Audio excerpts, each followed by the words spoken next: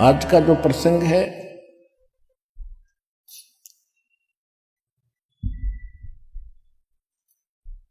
कि परमात्मा कौन है, उसको हम कैसे सिद्ध करें, कहां से प्रमाणित हो।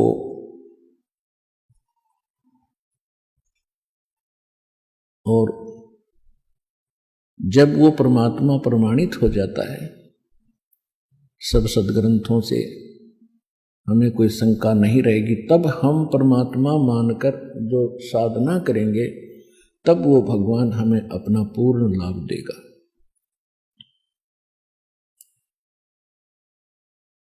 तो प्रसंग चल रहा है कि सच्चा साहिब और सच्चा गुरु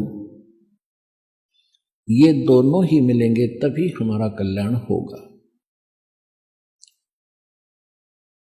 तो पुण्यात्माओं, आपका सौभाग्य है कि आपको मानव शरीर प्राप्त, जो प्राणी के लिए अति दुर्लभ बताया।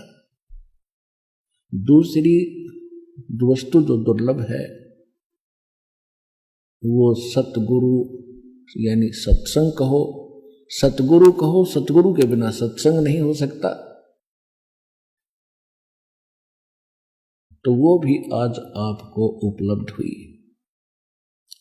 आपकी किस्मत का, आपके पूर्व जन्म के संस्कारों का कोई एस्टीमेट नहीं लगाया जा सकता। आप कितने पुण्य कर्मी प्राणी हैं।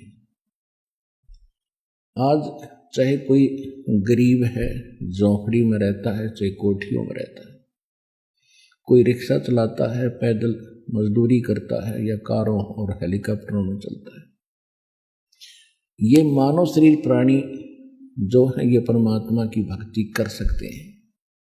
और दुर्भाग्य उनका अभी जो खिलौनों से ही खेल रहे हैं। सौभाग्य आपका जो भगवान से परिचित हो चुके हैं और इस मार्ग पर अग्रसर हो लिए। अब जैसे दो प्रकार से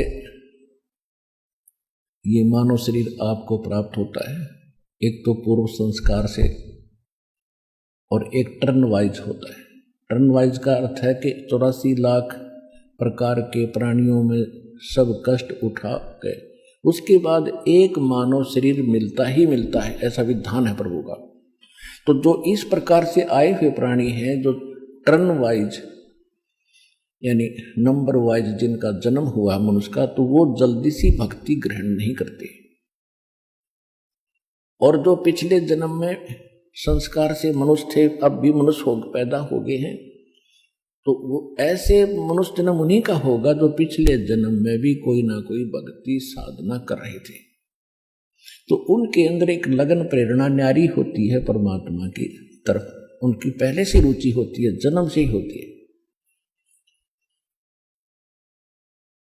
तो इसी प्रकार फिर मानव शरीर के अंदर प्राप्त प्राणियों को फिर एक और दो प्रकार की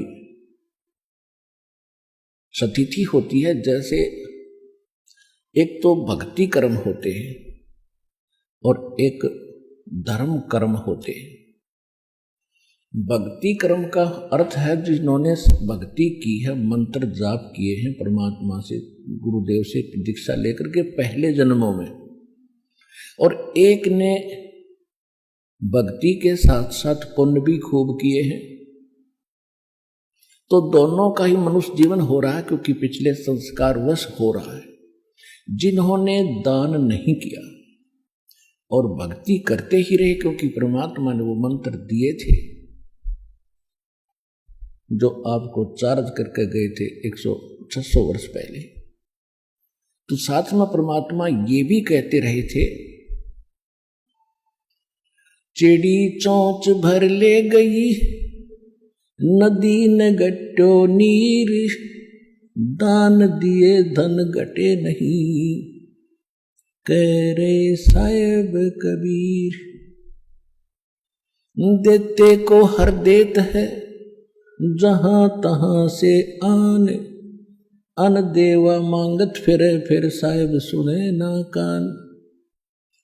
धर्म तो 10 के नहीं, ये 10 के तीनों लोक, खैरायत में खैर है वही की जो आत्म पोख। परमात्मा कहते हैं धर्म का नाश नहीं होता, चाहे तीनों लोक नष्ट हो जाएं, जिन्होंने धर्म किया है वो प्राणी, उनको परमात्मा ऐसे रक्षा करेगा, अपने हाथों पर उठा लेगा। और भक्ति तो करनी ही करनी है। जैसे आपने बीज बो दिया, भक्ति बीज बो दिया फसल का, कनक का, गेहूं का, तो बीज तो मूल चीज है। उस बीज से पौधा बनाकर परिपक्व करने के लिए बहुत और प्रोसीजर लंबा है, तो वो सारा ही अपनाएगा किसान, तभी तो उसकी फसल पूरी होगी। तो बीज बीजने के बाद उसमें वाटरिंग होती है, सिंचाई, उसके बाद फिर उसमें खरपतवार पैदा होता, उसको भी चुगना, निकालना, खाद डालना, उसकी रक्षा करना, फिर वो फसल प्राप्त होती है। तो इसी प्रकार ये नाम जो दिए जाते हैं आपको, ये नाम दीक्षा मंत्र जो है, ये तो आपका बीज है। और इस भक्ति रूपी बीज को, इस फसल को तैयार करने के लिए इसमें 5 यज्ञ और हैं, यानी 5 ये क्रियाएं आपने और करनी है। एक यज्ञ है धर्म की, और दूसरी यज्ञ है ध्यान, और तीसरी यज्ञ है हवन की, और चौथी यज्ञ प्रणाम, और 5वीं यज्ञ है ज्ञान की, यानी सत्संग सुनना, सदग्रंथों को जो आपको पुस्तक बनाकर दी है उनका अध्ययन करना। तो ये 5 जो यज्ञ हैं, ये समझ लो खाद और पानी का काम करेंगे। यदि इस भक्ति रूपी पौधे में, बीज में, नाम में आपने ये 5 आइटम नहीं डाले, तो यह भक्ति आपकी अधूरी रह जाएगी, सफल नहीं हो पाओगी। कारण क्या रहेगा कि आप भक्ति कर रहे हो, आप पर और भी सांसारिक आपदाएं बहुत आ सकती हैं, उनके लिए धर्म करने से, धर्म किया होगा तो भगवान आपकी उन समस्याओं का साथ समाधान कर देगा। तो पिछले जन्मों में परमात्मा हमें सारा ही ज्ञान दिया करते थे, लेकिन हम, और फिर परमात्मा एक वचन और बोलते हैं कि सुमरण से भला होगा, नातर भला न हो। अब हमने ये पकड़ दिया कि भक्ति से ही बात बनेगी, दान धर्म कम कर दिए, नहीं।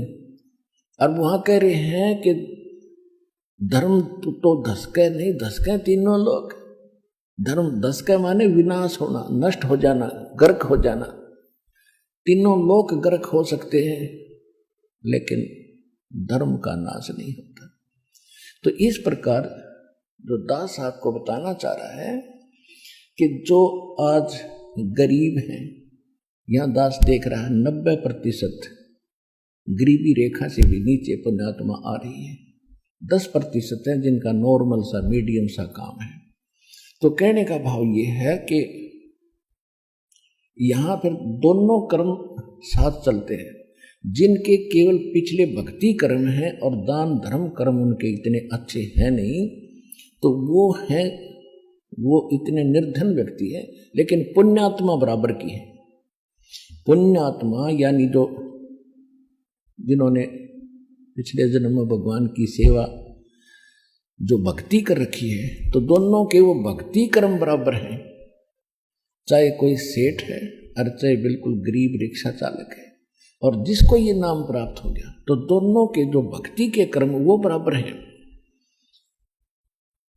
और बात रही धर्म की, तो जिनको आज अधिक सुविधा या संसार की प्राप्त है, तो उन्होंने पिछले जन्म में धर्म पुण्य कर रखे थे। अब एक छोटा सा उदाहरण यहाँ और सुनाते आपको। जैसे हम कथा सुना करते थे से कि श्री कृष्ण जी का एक दोस्त था, सुदामा, ब्राह्मण था, और वो इतना निर्धन था कि हैंड टू माउथ था। उसकी पत्नी कहती थी कि आप बताते हो कि श्री कृष्ण द्वारका के राजा आपके क्लास फेलो थे, सहपाठी थे, आपको सब कुछ दे सकते, मांग लिया उनसे, तो ब्राह्मण का कर्म वो खूब परिचित थे, विद्वान पुरुष थे सुदामा जी। उन्होंने बताया कि मैंने पिछले जन्म में कोई धर्म कराया नहीं, जिस कारण से मुझे आज धन प्राप्त नहीं है। तो परमात्मा कहते धन चाहे तो दान कर और मुक्ति चाहे जप नाम, और फिर दोनों ही करने से बात बनेगी। ये तो एक परमात्मा विधान बताते हैं। तो वो कहता था कि मुझे पिछले जन्म में मैंने पुण्य नहीं किया, इसलिए मैं दुखी हूं, क्योंकि सद्ग्रंथों से अब ज्ञान होता है। तो कहने का भाव ये है कि धर्म कर्म से फिर उसमें परिवर्तन होता। जैसे फिर सुदामा कहने सुनने से श्री कृष्ण जी के पास गया। श्री कृष्ण जी एक गुरु रूप में भी थे, अध्यात्म टीचर भी थे। सब पांडवों के वो गुरु थे, यादव के गुरु थे। तो सुदामा जी चावल लेकर गए थे, श्री कृष्ण जी ने चावल खाए। उसके प्रतिफल में परमात्मा ने, यानी जो जितना सामर्थ्य श्री कृष्ण जी रूपी गुरु में था, उस आधार से उसने उसका के बना दिया, एक मकान बना दिया। यानी वो समस्या हल हुई उस धर्म और कर्म के करने से, सच्चे भाव से।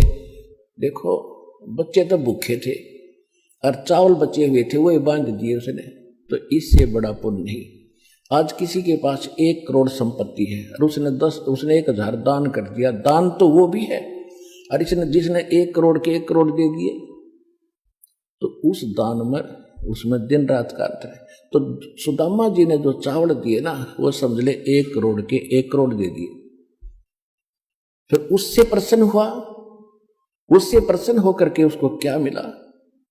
एक महल बना, आजीवन सुख का साधन बना। लेकिन मोक्ष ज्यों का त्यों रहा, पशु पक्षियों की योनि फिर भी सुदामा को प्राप्त हुई। अब यहां आने वालों को प्रेरित किया जाता है सच्चे दिल से, सच्ची श्रद्धा से, अपने सामर्थ्य के अनुसार अवश्य दान करें, फिर उससे वो समस्या हल होगी आपकी जो पूर्व जन्म में आप गलती कर गए थे, धर्म दान नहीं किया, आज 1-1 पैसे के लिए भटक रहे। तो वो समस्या फिर यहां अब शुरुआत हो जाएगी। अब हम उस समर्थ की